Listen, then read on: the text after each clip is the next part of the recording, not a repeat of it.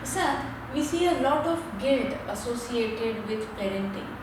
Can you share more on this? Yes, you are absolutely right.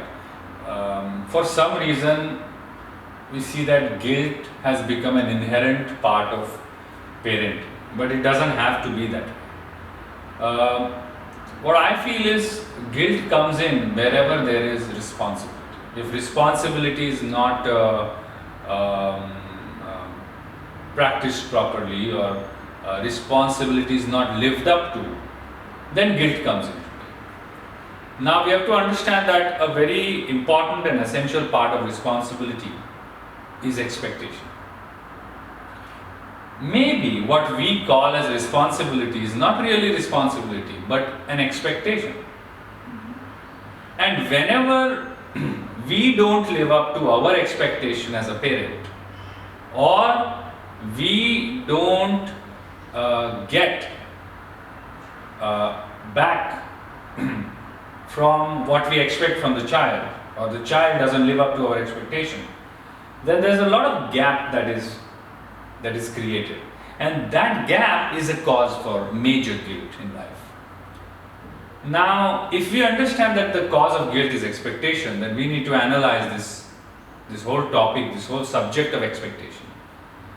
Now, the expectation in a certain context is right. Everybody in the relationship expects something from the other person, but how much to expect and when to let go of that expectation in a parenting relation is a very, very important and crucial decision. Now, many times it happens that the parents during their childhood do not get a certain thing, so they expect that thing to be given to them by the child. The child becomes an extension of expectation of the parent.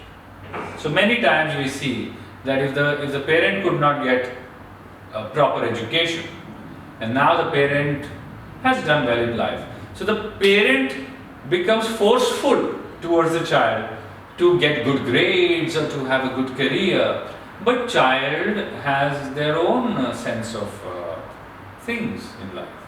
So the parent's expectation from a child needs to be a very compassionate and considerate expectation.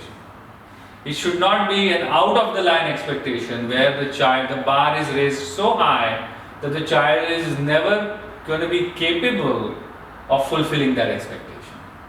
That is only going to make it the relationship very tight. So the first thing, if the parent wants to get out of this guilt cycle, the parent needs to honestly inspect their expectation and the series of expectation they have from themselves as a parent and from the child as a giver. For example, if the parent feels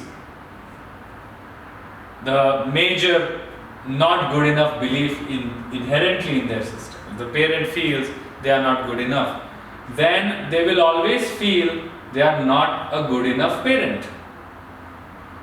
If they feel they are not good enough inherently, they will not feel as a good enough wife or a good enough husband.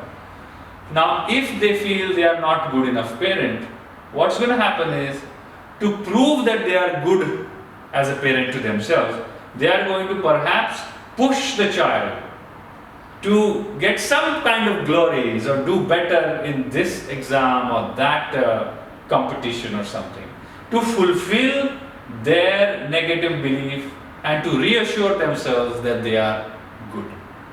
This, I think, is not fair on the child. The child is born with his or her own limitations, and the child is trying to sort out their own limitations. Now, if the parent, out of their belief systems and their inadequacies, forces their expectation on the child, it's going to be a lot of pressure on the children. Our children are already under a lot of academic stress. sensory stress. The world is becoming a very difficult place to live in when it comes to competition, when it comes to reflection of what others are doing. And that's why we need to just deflate this whole balloon of expectation that we have from ourselves and our children, and have an honest, open, considerate relationship between the parent and the child, so that both can grow and thrive in that relationship. This, I feel, is one of the major ways to get out of that guilt cycle, which leads to resentment and ultimately actually fractures the beautiful bond of parent and child. Yeah. Thank you. Thank you. Thank you so much.